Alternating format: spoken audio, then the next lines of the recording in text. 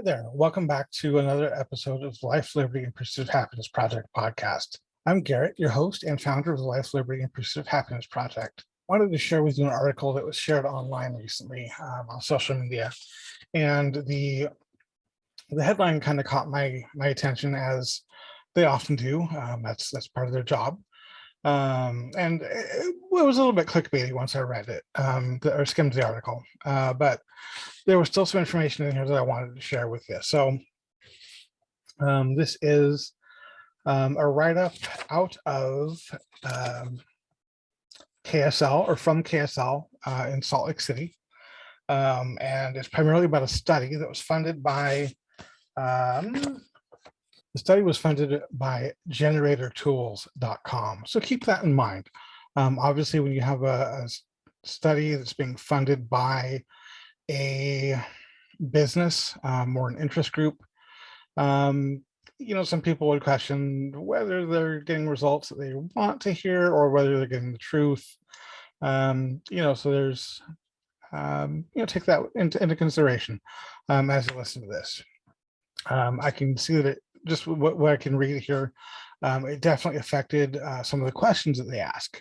So, but it was about preparedness. Since they do generators, they were asking a bit about preparedness in general, as well as specifically about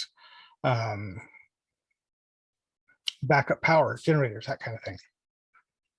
So the headline here is: poll says 3 in 4 Americans ignore evacuation orders for disasters and weather, which seemed really crazy high to me.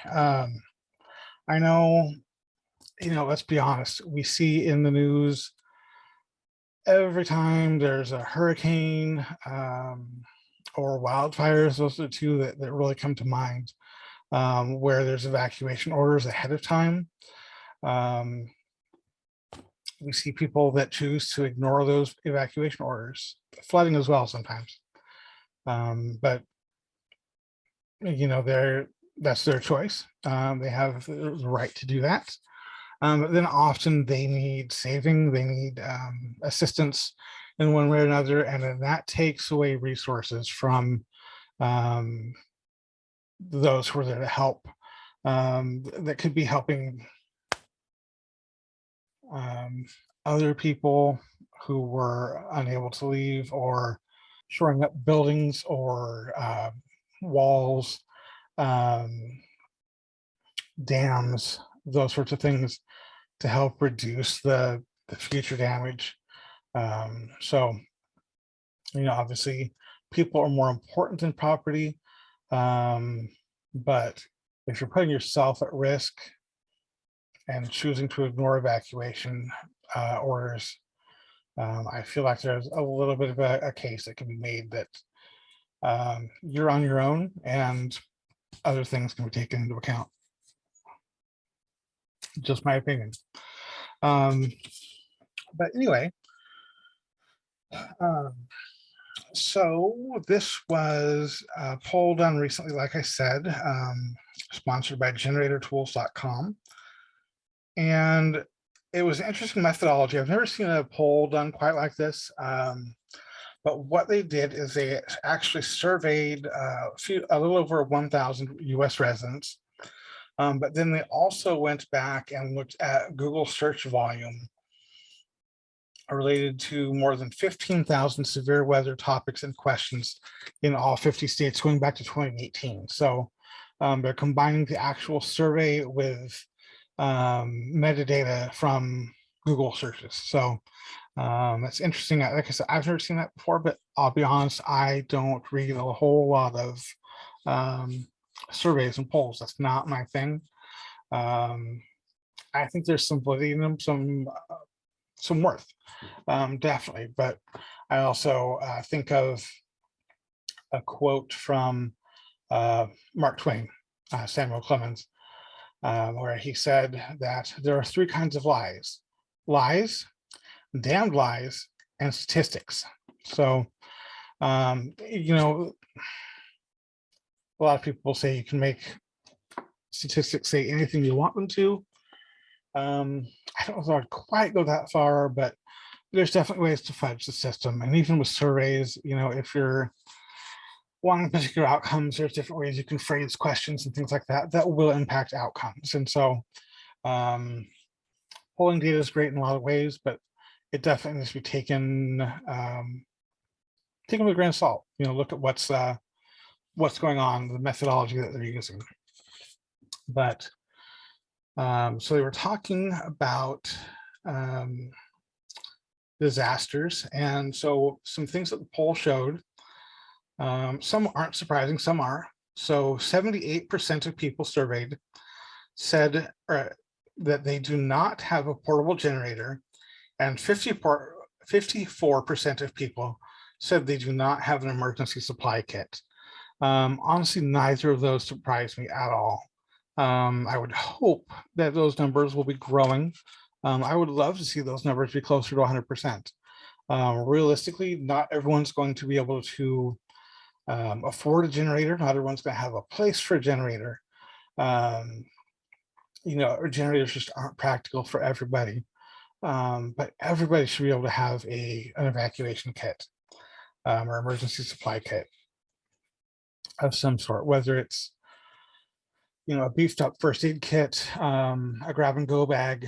The term emergency supply kit is really vague. So there's different ways that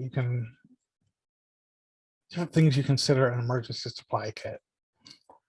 Going on, 3 in 4 people, so approximately 75%, haven't evacuated, even when an evacuation order was issued for a weather or disaster situation. And that sounds pretty high to me at first. But then reading it a little bit further, they're not specifying exactly what type of disasters they're talking about. So, with weather, they're mostly going to be talking about winter weather, thunderstorms, that sort of thing. I can see a lot of people not wanting to evacuate for that. And then they said 23% of people do not know the difference between a severe weather watch and a severe weather warning. So again, that one honestly didn't surprise me. I've been working with emergency preparedness for, going on a decade now, and I still have trouble remembering differences between warnings and watches. So, I just remember if it's there, it needs to be paid attention to. But just so we're clear, a watch means conditions are ripe for something to happen. It's projected that it could happen usually they're talking about like the next 24 to 48 hours, 72 hours maybe, depending on what they're projecting. Whereas a warning means that it is imminent or it's happening. If it's not currently happening, then it's like about to break, like a tornado may not have touched down yet, but you've got funnel clouds in the area from a massive storm. So that's the kind of thing we're talking about. So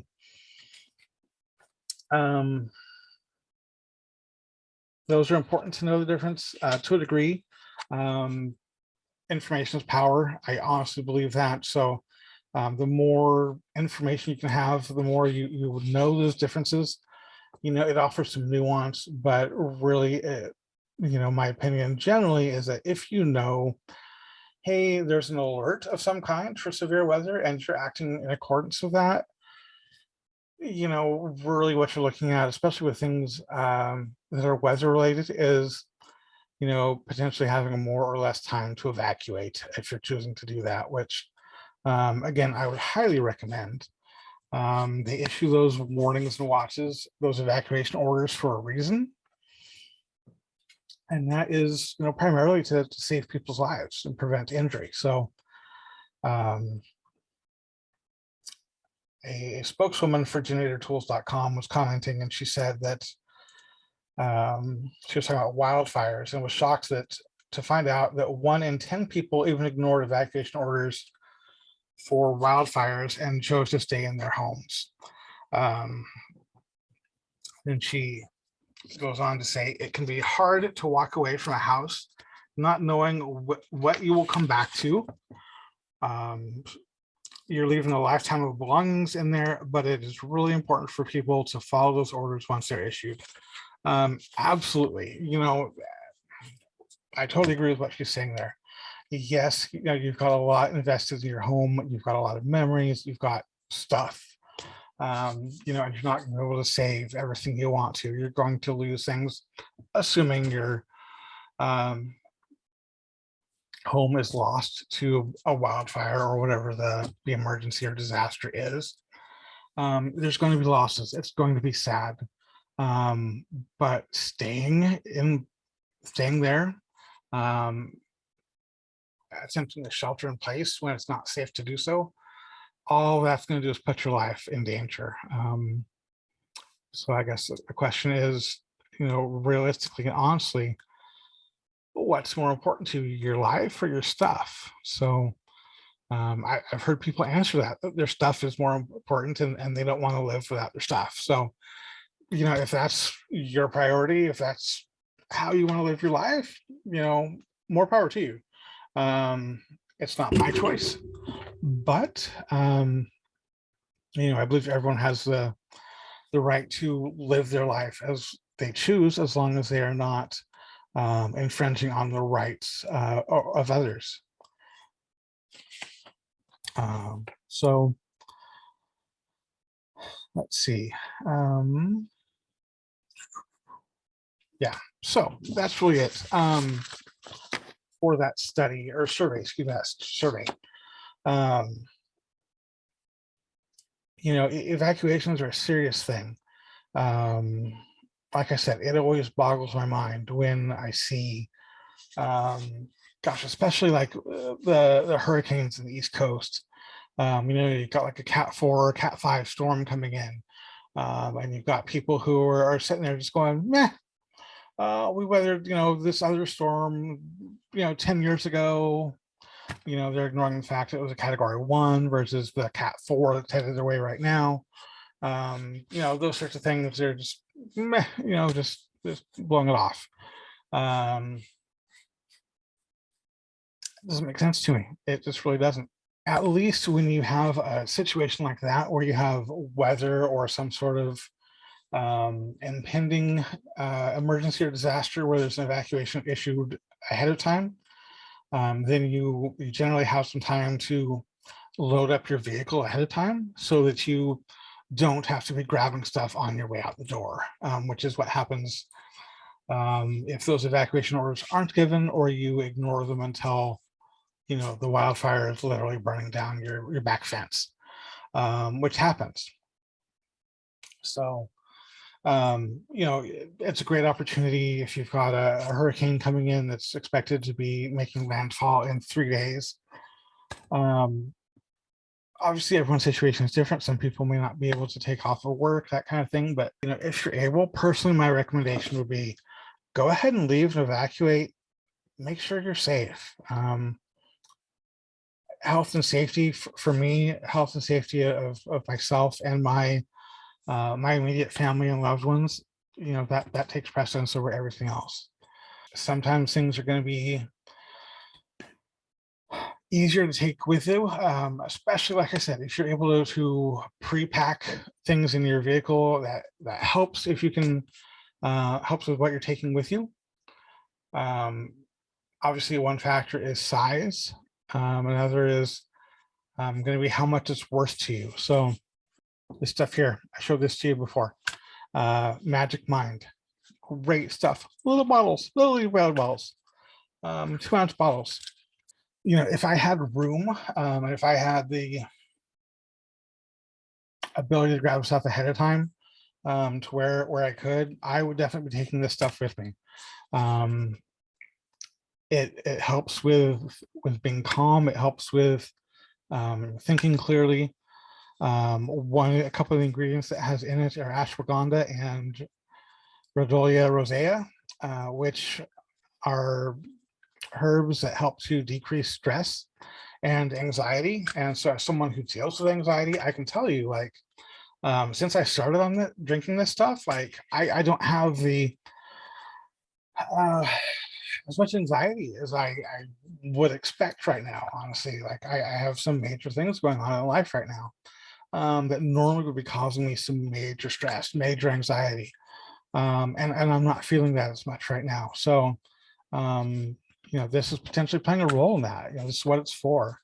The things that are in here, this formulation that they've made, is to help reduce stress, is to help with um, reducing anxiety, made to help you think more clearly. Um, it's great stuff. It's meant to give you a mental boost, mental and emotional, really. So, um, while I can say, yes, I've had less struggles with my anxiety and depression, um, won't say, can't say legally, that this is a treatment or a cure. Um, but what I can say anecdotally for myself is this helps. I do believe this helps, and it is great stuff. Like I said, little bottles here, easy to tuck into a pocket, pants pocket, purse, um, backpack, whatever. Really easy to take a couple bottles with you, especially if you think you may be able to get back into your home in a few days, 2, 3 days, depending on the emergency. You know, take a couple bottles with you, leave the rest in the fridge, and go for it. So yes, I really like Magic Mind. I think it's great, and I think you could benefit from it as well. If you're interested in trying it, you can go to magicmind.co/LLPHP. That's magicmind.co/LLPHP, and enter coupon code LLPHP20 at checkout. That will get you 20% off your first purchase. And let me tell you, that will be well worth it for you. So give you the opportunity to give this a try at a reduced price. And it's good stuff. So enjoy. Hopefully you won't ever need to worry about how many bottles you can take with you when you evacuate. And hopefully you won't need that little mental boost to help you make a decision whether to evacuate or not. But it might help with those things too. A couple more little points regarding evacuations. It's best to pre-identify places you might go in an evacuation. Whether that's grandma's house, 50 miles down the road. If we're talking hurricanes, hopefully inland. Identify 2 or 3 places that you might go in an evacuation, and then communicate with those people that you may come to their home in the event of an evacuation.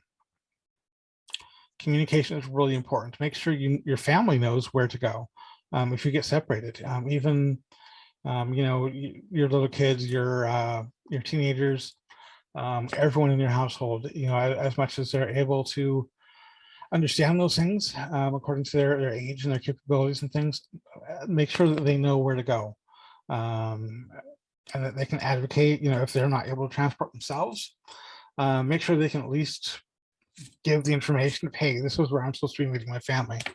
They may not be able to get there right away, but at least maybe wherever they do end up going, like if they're, I don't know, making up an example, if they're at school and they're evacuated out into like a, county fairgrounds as a mass shelter site, until families can meet up with them, if they can say, hey, they're supposed to go to my grandma's house and the phone number is, da da da da da. Then maybe someone there can call grandma's house and let you know, hey, here's where your kid's at. They're doing okay. That can be a great peace of mind. That can be a really big help for your family. Another thing I personally recommend, and this is something that we implemented when I was working as the emergency preparedness coordinator in my previous career at a company that takes care of supports people with disabilities in group homes. When you evacuate, for that communication, because you may not always have cell phone numbers or radios that will be working, have an agreed upon system beforehand. What we did there was we had colored pieces of paper. There were two pieces of paper, different colors. And so the idea was one color indicated that you were sheltering in place and another indicated that you had evacuated. And so the idea was for the staff to be able to mark down on the appropriate piece of paper how many people had evacuated or how many people had or were sheltering in place. That way, as much as possible, you were able to just give a quick account of numbers of people. Numbers of people that might still be in the home or that have left. That way, as the emergency manager, if I'm going around and I'm trying to figure out, okay, I don't have cell phone contacts with people in, these 3 group homes. If I can just take a quick walk or drive around the, a few blocks in town and go, oh, they have a pink piece of paper up, so I know that means they're, I don't know, sheltering in place. And if I need to go look, I can, or if I can get out, I can go and check, knock on the door, check on how you doing, is everybody safe?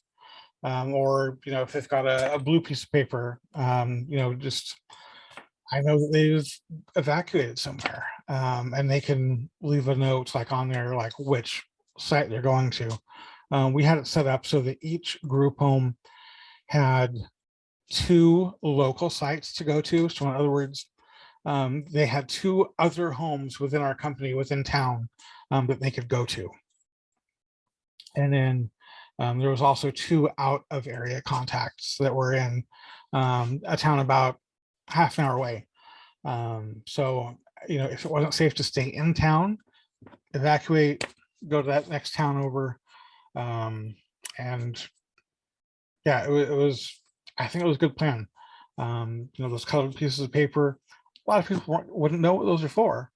Even if they go up to the house and read it, if you're just giving numbers and like a code, maybe, you don't have to give the address, like, oh, we went to grandma's house at 532 Main Street, you don't have to be that specific. Like if people's, if you've communicated with your family, everyone knows the plan, just say, we went to site 1, or we went to Bob's, or you can just put in like a complete code word and just write in like on that blank where you're writing, where you went. You could just put, I don't know, blue or cheese, spoon, whatever code words you want to use, whatever works for your family. Really, that's one of the things that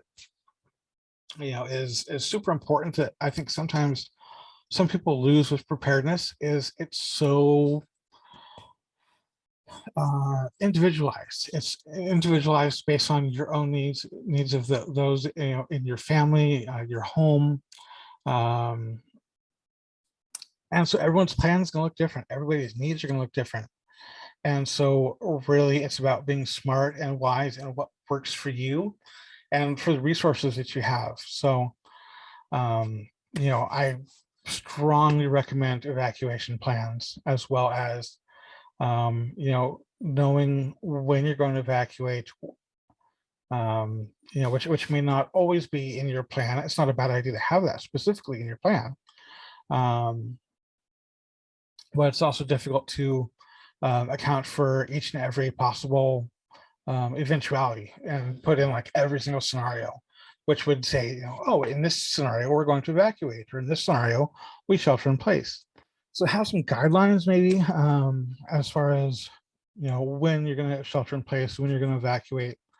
Like I said, make sure your family knows that. Make sure they know where to go. Make a plan. If you have evacuation orders in place, I would really strongly recommend, please go ahead and evacuate. Even if you think you're going to be safe, if they're saying everyone in this county should evacuate, you know what, go ahead and do it. Personally, it's not worth it to me to risk my life or the lives of my family than to worry about whether I'm here to guard someone who's trying to steal my shoes that I'm not bringing with me. If you want to know more about evacuations, we have ways to get a hold of me through social media, through email, and I can help answer questions for you or make suggestions that might benefit you and your family. Thank you for listening. I will link to the information or the article from KSL.com. In the write-up from KSL, it actually has a link to the generator company's website, so that you can kind of look and see a little bit more what the methodology for their survey was, that kind of thing. So I'll also put in the links or in the information down below the coupon code and information for Magic Mind. Again, if you're interested in that, I recommend it. It's a great product. Again, that's magicmind.co/LLPHP. Enter code LLPHP20 at checkout for 20% off your first purchase. I appreciate you being here with me and taking the time to tune in. I hope this has been valuable for you. If there's some way that I can make things more valuable for you, I would really appreciate the feedback. So thank you, and I hope you'll come back next time. In love and liberty, I'll see you next time.